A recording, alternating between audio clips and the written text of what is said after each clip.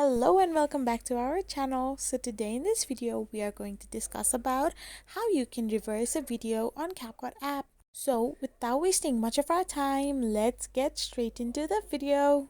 So first and foremost, all you need to do is simply open your Capcut app.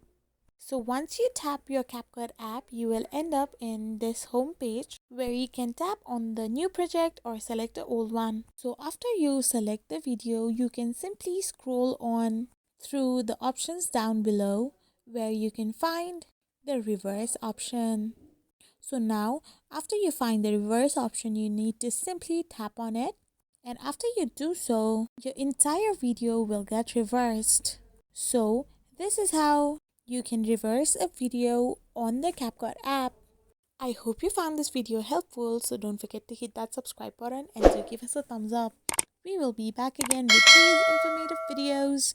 Thank you for watching and don't forget to hit that bell icon.